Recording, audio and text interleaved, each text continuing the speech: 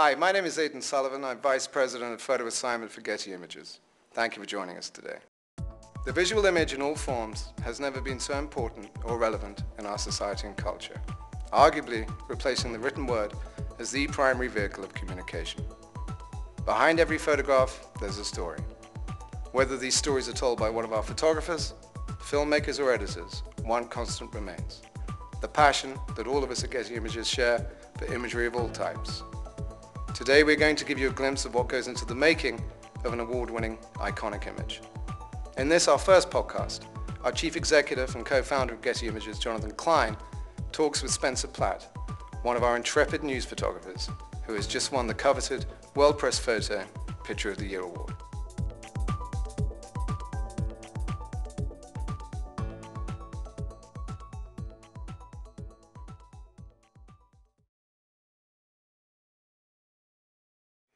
You've just won the most coveted award in photography. Do awards matter? It's a tricky question. I mean, you can't shoot for awards. You can't work towards awards. That can't be what drives you. It's almost a danger because the attraction of award is so great, so fundamental. It can do wonders for your career. It can propel you from here to there. It can give you the opportunity to cover stories that you never would have gotten the opportunity before, but I don't think that can be the driving motivation. What drives me is the commitment to be involved in the story, to be engaged in the story, but I think at the end of the day, it is imperative for someone to tell the story in corners and parts of the world where most people don't want to go. You wouldn't say that there's some adrenaline that goes with it? Certainly is adrenaline. I mean, I'd be lying, and I think anyone who's in my business would be lying to an extent if they said it's nothing to do with adrenaline. I mean, look, a lot of us who are photographers and cover conflicts in these situations are the certain types of people, and the kind of types of people that 200 years ago, I don't know, maybe we'd be sailing on ships or something. Yeah. But I think underlying it is a real love of humanity, of people, and people from a myriad of cultures, societies. If you have any malice or disdain or kind of hatred, racism, it's going to come out in your photos. You talk about a love of humanity, yet you're somebody who's seen humanity at its worst. Yeah, sure, but I've also seen humanity at its best. Yeah, and you see both. And you need to see both. And sometimes that's where you see humanity at its best, you know, is when you go into a war zone. You see people doing courageous acts to save someone's life, someone who they don't even know, and or someone taking an incredibly brave act to make a stand, and that's what fuels you. Have there been times where you felt this is not the time to compose the picture and press the shutter? I need to do something else.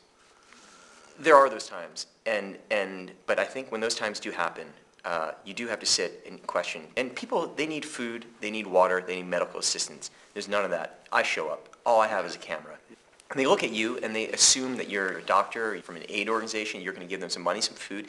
You can't. All you can say is, I just have this camera, and I'm going to tell your story. And you ask yourself, is this going to somehow mitigate their situation? And the flip side of that, recently when I was in Lebanon, and there was no ambulances there was no emergency services, and there's just photojournalists. There's about, I don't know, a dozen photojournalists, and some of the most well-known photojournalists in the world. And you know, we realized that there was still numerous people in these buildings who were trapped, mostly elderly people. I saw my friends put down their cameras, make these out of ladders, these makeshift gurneys, carry these people out, and it was incredible. You know, and it was a time to just, the story was off, put your cameras away, and we've got to get these people out because no one else is here to do it. And these people, you know, these are my colleagues, and I have to say I've never been so proud of, you know, being a photojournalist. I mean, I know that for you, 9/11 was something of a defining moment for you personally, and you took one of the defining images of 9/11. I think everything changed, no doubt, for journalism, for New York, for Americans that day. It would never be the same. It was an age of, it was just this almost like innocence lost. Well, you know, having shot in the Middle East a lot, that you're somewhat manipulated by both sides to show things the way they would prefer it. I guess it would be interesting to me how you keep your guard up against that. Well, it's impossible. Right. To be honest, it's impossible. But a place, the Middle East, the Middle East are the most politically media savvy people in the world. And I don't just mean Lebanon. I mean Israel, everywhere. I mean, these are people that have grown up in a very intimate environment with media. They know what we do. They know how we work. They know how to use images.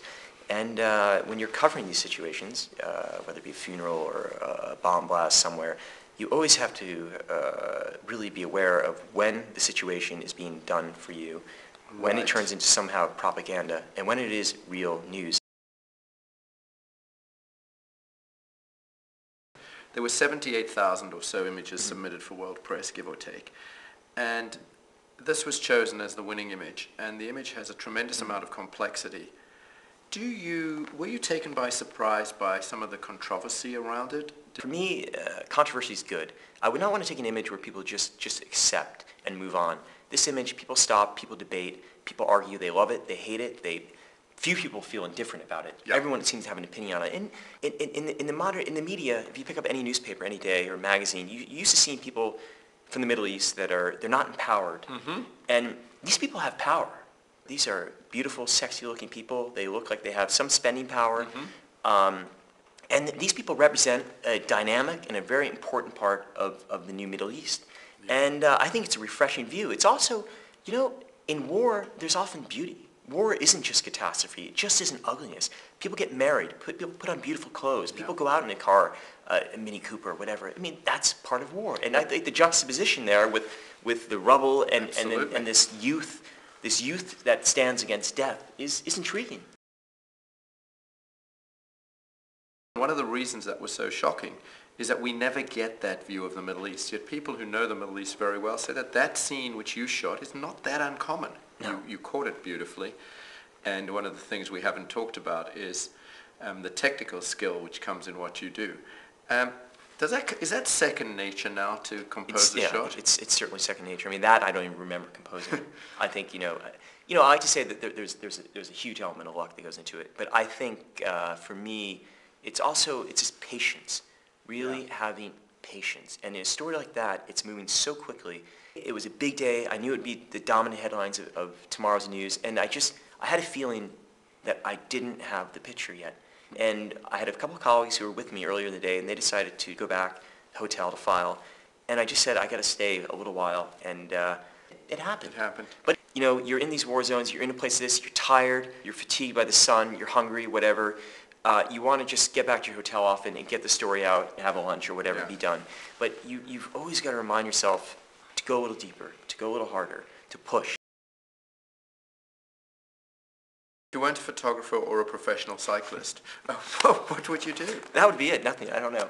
I don't know. I would have to be. I would be involved in the news business somehow. I mean, there's really from a young age, I knew this was. I didn't know it was photojournalism per se, but I knew I was attracted to telling a story, and I told a lot of fibs as a young kid.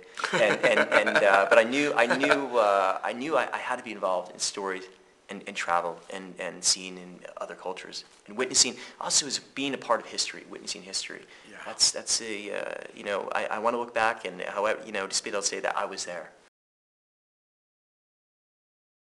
So I'm going to wind up and say thanks a lot, and for me, I say this 1,000 times a year, and I seldom get to say it on camera. To work for the same company as really heroes like you is very humbling, and I'm really not fit to carry your camera bag. But thanks for spending the time talking to us today. Thanks. Thank you, Jonathan. I mean, this would never be possible without you and everything Getty's done. So it's been wonderful. It's great. Thanks.